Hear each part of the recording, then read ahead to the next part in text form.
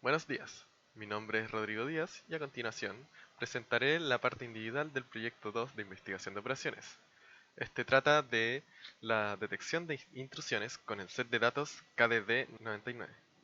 Ahora veremos la descripción del problema. Desde hace tiempo que existen y usamos regularmente las redes para la comunicación y traspaso de información. Sin embargo, existe un grave problema en el uso de las redes, y es que existen formas de abusar de estos sistemas para robar datos personales o datos importantes de tanto personas como las empresas, ya que existe la posibilidad de que un agente externo pueda interceptar nuestros datos o incluso ingresar a nuestros propios computadores para robar nuestra información. Esto presenta una amenaza constante para los usuarios, por lo que se buscan maneras de reducir estos ataques y maximizar la protección de los usuarios. ¿Por qué esto nos debería importar? Este problema es interesante, ya que un usuario común no conoce todo lo que sucede detrás de las conexiones, y tampoco tenemos la idea de la seguridad que tienen nuestros datos al ser enviados a través de la red. Este problema también nos dará a conocer de mejor manera el cómo se detectan los ataques hacia los computadores, y nos da conocimiento del qué realizan los sistemas que defienden nuestra información ante los posibles atacantes que puedan anclarse a nuestra red. Pero ¿cómo resolvemos este problema? Para resolver este problema, normalmente se utiliza un sistema de detección de intrusión, o IDS. Este puede funcionar de dos formas distintas, a través de un sistema de detección basada en mal uso o un sistema de detección basada en anomalías. El sistema de detección por mal uso utiliza una base de datos histórica del flujo de datos a través de las redes, la cual contiene prototipos o firmas de ataques ya conocidos. Esto permite revisar si la información que está atravesando la red encaja con alguno de estos datos históricos y de esta manera podemos confirmar si los datos han sido comprometidos. Debido a cómo funciona este sistema de detección, normalmente no produce falsas alarmas, aunque es posible que hayan. Ahora, el problema es que es incapaz de detectar nuevos tipos de ataques, debido a que un nuevo tipo de ataque no va a existir en esta base de datos histórica.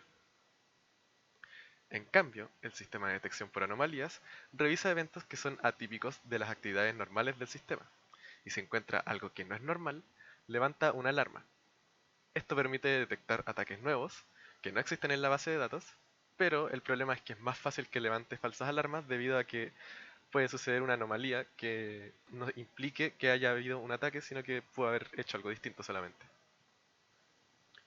Ahora bien, queremos saber qué variables vamos a utilizar. En primer lugar, tomamos todos los datos para que el árbol generado por R en RStudio decida por sí solo las variables con las que va a trabajar. Al crear el árbol, podemos ver que no se utilizarán todas las variables, sino que se usan solo unas cuantas. Estas variables son sameServerRate, DST host diff server rate, protocol type, DST bytes, count y todo lo que sigue en esta lista. A continuación vamos a ver el árbol que se generó. Podemos ver que en el árbol, desde la parte de arriba, todo esto de acá arriba, antes de toda esa línea de abajo, son los nodos, que es donde se hace la clasificación de los datos. Podemos ver que los nodos, por ejemplo en este primero de acá, que es el same server rate, ahí abajo dice, bueno, ahí dice same server rate menor a 0,5. Y esto lo que hace es clasificarlo en un sí o un no. Si es que cumple se va a la izquierda, si no a la derecha. Y así va a seguir siguiendo por todos los nodos hasta llegar a una hoja.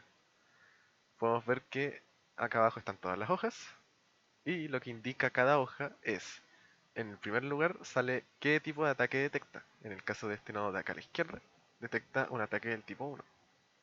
Y este tipo de esta detección, en esta hoja, está el 98% de los datos del tipo 1. Y esto es lo que indica esta segunda línea, de hecho. Ese 0,98, 0,00 hasta el 0,01 son los porcentajes de datos que se encuentran en esta hoja. Y el último porcentaje que hay acá, que es el 32%, indica la cantidad de datos del total que se encuentran en esta hoja. Y esto aplica para todas las hojas de acá. Y al igual que en los nodos también se puede aplicar esto, pero en los nodos no es tan relevante porque aún se tiene que seguir comparando.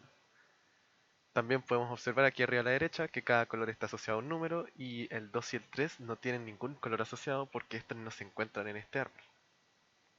Esto puede ser debido a que hay muy pocos datos, que es lo que de hecho podemos ver acá, que el dato del tipo 2 es menos del 1% y no tiene ni siquiera un 1% en este caso, y del tipo 3 solo hay un 1% representado en el total. Entonces no es muy complicado encontrarlos con los pocos datos que tenemos y no puedo asociarlo a alguna secuencia de comparaciones. Ahora vamos a hacer un cambio de variable. Lo que vamos a hacer en realidad es eliminar la columna de same server rate en los datos que tenemos en R, y lo que vamos a hacer es que el RStudio haga de nuevo el árbol sin este dato. Entonces acá teníamos primero la primera clasificación que hicimos fue con este mismo dato, y entonces ahora vamos a ver qué sucede.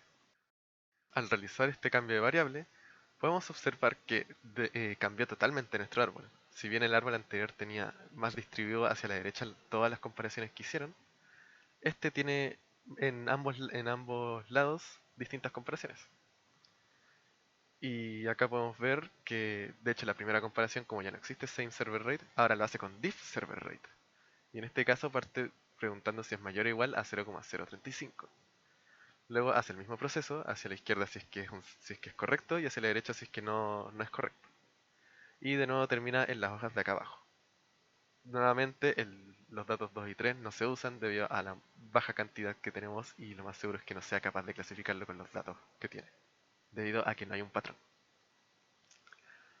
Con las imágenes acá al lado, podemos ver que el árbol 1 es distinto al árbol 2 y vemos que cambia la estructura y vemos que ahora se separan un poco más los nodos y aparte cambian las variables con las que se hacen las comparaciones, ya que el primer árbol sí tiene same server rate pero el segundo no, entonces está forzado a cambiar con qué variables va a comparar.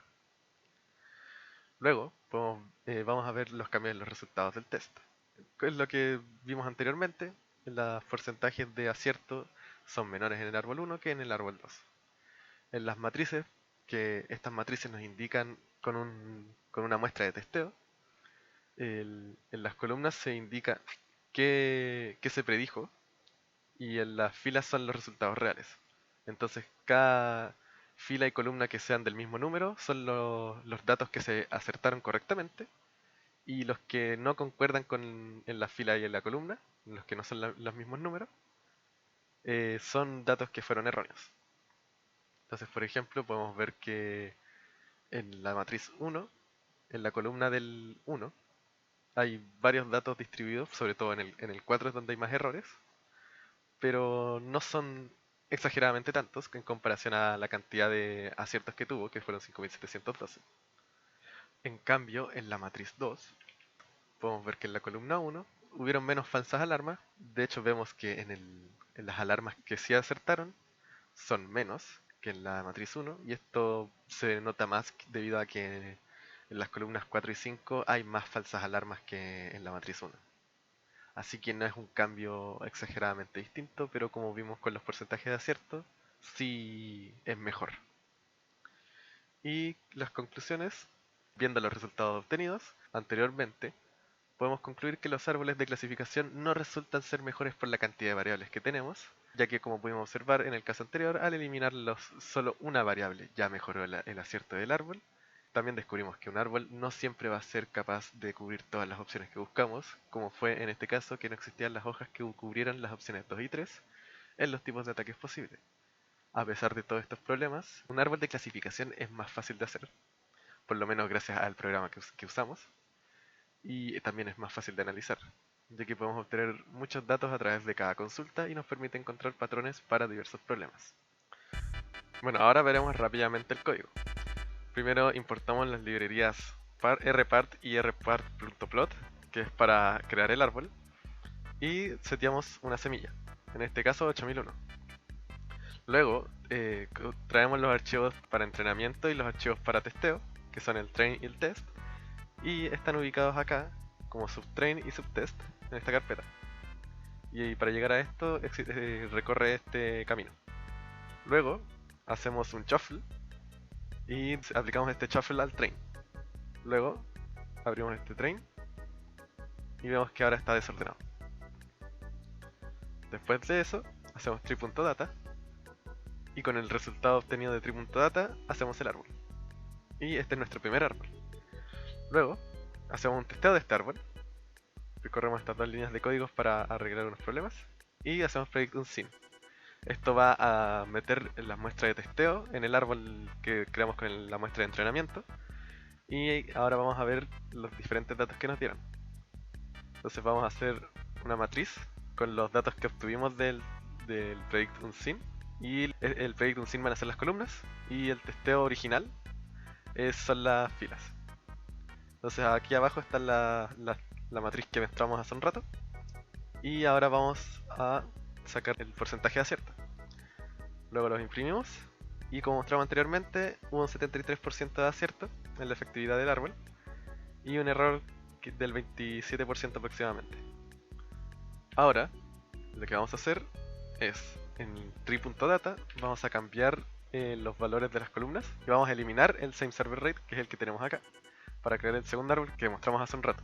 Creamos tree.data de nuevo y corremos rpart.plot. Ahora vemos que se creó el otro árbol, que también lo mostramos anteriormente. Volvemos a hacer un testeo, hacemos predict unseen, hacemos de nuevo la matriz y mostramos la matriz. Y esta es la nueva matriz que se generó. Nuevamente hacemos un accuracy test para ver el porcentaje de acierto. Y aquí cambió 0,759, aproximadamente el 76% y un 24% de fallo. Y este es el código que se utilizó para crear el árbol.